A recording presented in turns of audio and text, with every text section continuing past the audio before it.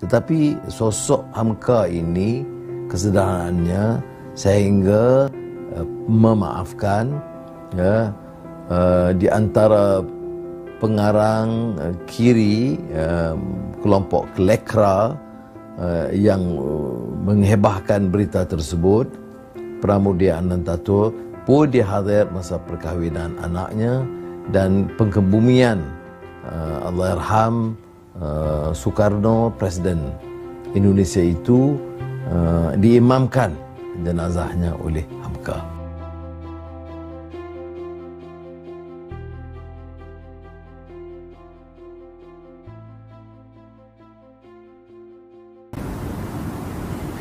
A'udzubillahi minasyaitonirrajim. Bismillahirrahmanirrahim.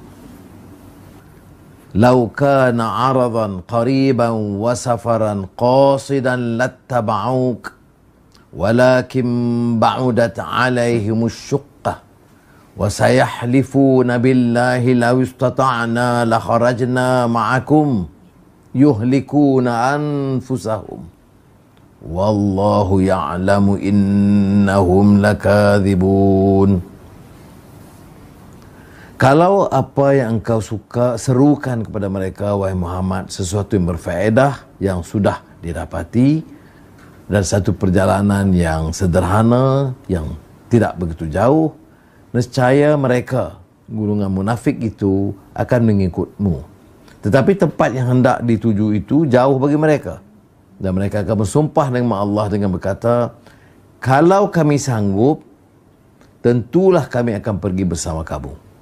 Dengan sumpah dusta itu, mereka membinasakan diri mereka sendiri, sedang Allah mengetahui bahawa sesungguhnya mereka itu orang-orang yang berdusta tentang tidak sanggup mengikutmu.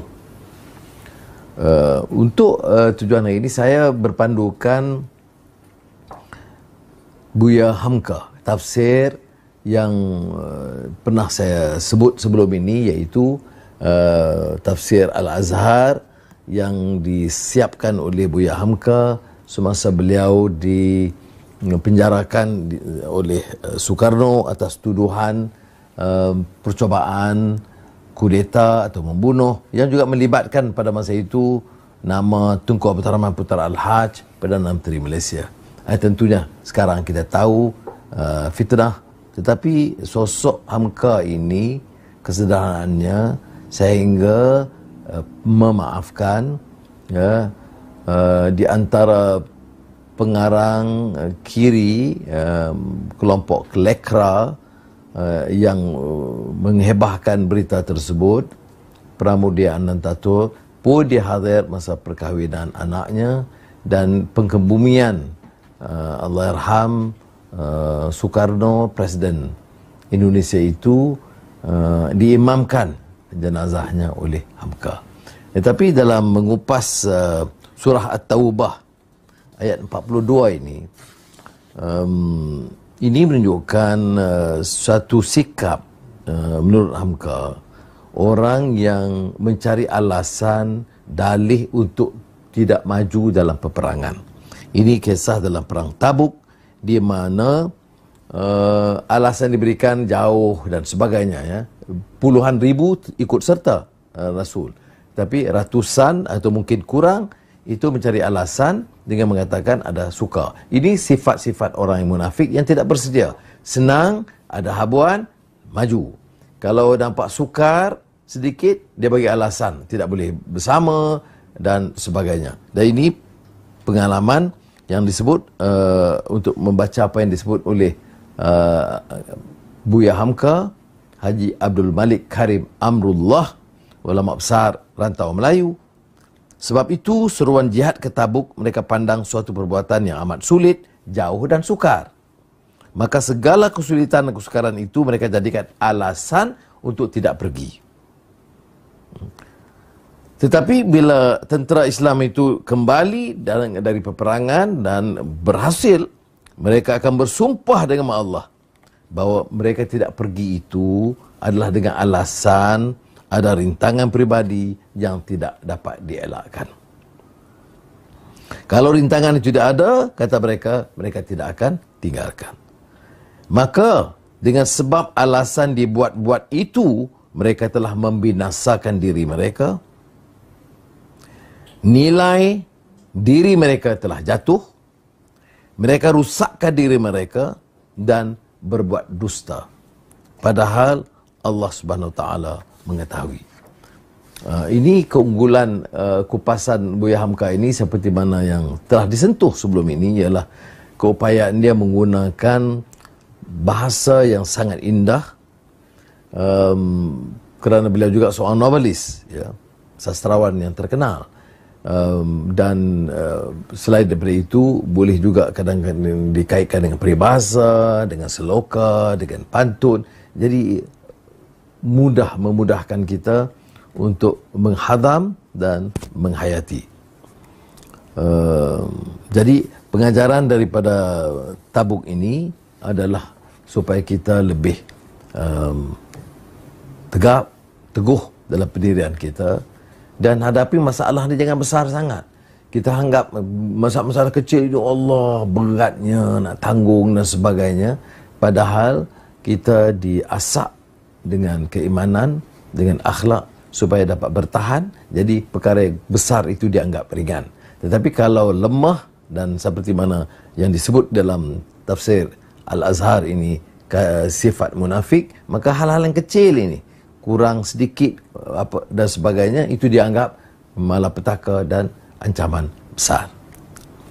Berbalik kepada Hamka, ya, kita tahu bahawa beliau ini dibesarkan di Sumatera, dan hidup dalam suasana adat, dan kemudian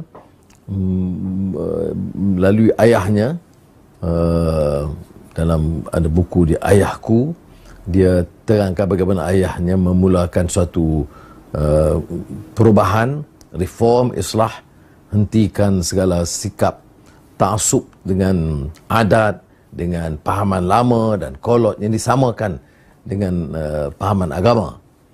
Tapi menarik dalam buku itu, beliau juga mengatakan bahawa dakwah ini mesti lebih sederhana, bil hikmah wal mau'izatil hasanah wajadilhum billati hiya ahsan. Itu gambaran diberikan bahawa sikap yang terlalu keras itu akan menyebabkan orang berpaling daripada kita.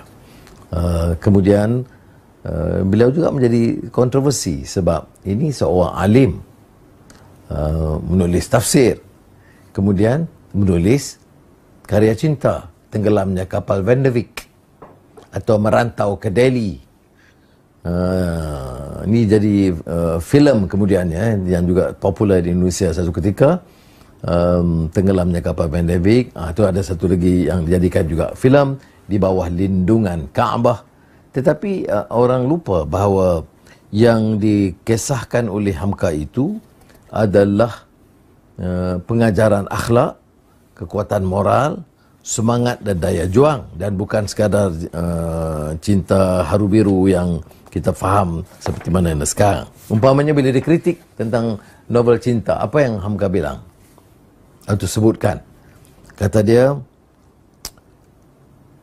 sebagai ahli agama, beliau menulis kisah cinta bukan sesuatu yang ortodoks, dan beliau ungkapkan dengan sendirinya akan heninglah serangan dan tantangan itu, dan kian lama mengertilah orang apa perlunya kesenian dan keindahan dalam hidup manusia.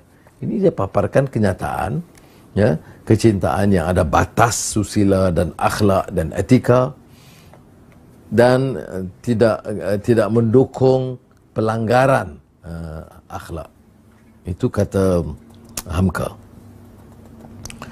Hamka menulis banyak buku, ya, tentang, kalau saya sebut sini, Tuan Direktor, Angkatan Baru, Tenggelamnya Kapal Van de Beek, Tafsir Azhar, Tasawuf Moden. Tasawuf moden ni agak lama dia mula diterbitkan, ya, tetapi yang saya tahu ini juga falsafah hidup. Yang falsafah hidup ini saya ingat tulisan yang di antara yang awal, kerana ada di perpustakaan ibu saya daripada sejak awal. Saya di bangku sekolah salah satunya, ya. Jadi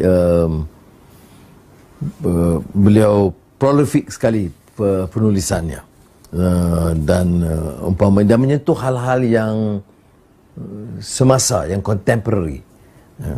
Bila soal umpamanya ketidakadilan dari segi kaum, beliau mengatakan, mana ada keadilan di dunia sekarang? Di abad ke-20 kita mendapati ketidakadilan hukum kerana berlainan kulit, warna kulit. Hukum untuk orang kulit putih lain, hukum untuk orang kulit berwarna lain. Ya. Bicara tentang kemerdekaan, apa kata Buya Hamka tentang kemerdekaan? Kemerdekaan suatu negara kalau tidak berpengkalan kepada kekuatan iman dan budi, nescaya akan runtuh kemerdekaan itu dari dalam. Ya. Maknanya yang mengganti sosok penjajah itu dari dalam, dari pribumi atau bumi putera, akan menjadi perompak dan tindakan yang zalim mengikut hawa nafsu mereka, dan kerana nafsu sarakah itu kerusakan dari dalam dan melunturkan semangat kemerdekaan yang murni. Nah, ini kritikan dia tentang golongan intelektual, ya, yang kita dulu sindir sebagai Profesor Kangkung. Ke sana boleh, dia ke sini boleh, dia ikut angin, dia tidak ikut prinsip dan pendirian yang tetap. Menurut Hamka, ada yang mengungkapkan dengan kata-kata yang lebih kasar, iaitu kaum intelek yang melacorkan diri, mengkhianati ilmu pengetahuan, lalu menjadi badut-badut yang setia, mengilmiahkan kebohongan. Wah, ini berat. Tapi tengok kekuatan bahasa dia. Satu ayat dengan pemilihan kata-kata yang tepat, melacorkan diri, kerana dia boleh jual. Mengkhianati ilmu pengetahuan, ilmu dikhianati. Menjadi badut-badut yang setia, tak payah ulas. Dan mengilmiahkan kebohongan. Dia bohong tu dengan intipati dan cara pendekatan, dengan footnote-nya, dengan reference title-nya, tapi kebohongan. Ada baru-baru ini seorang penulis muda,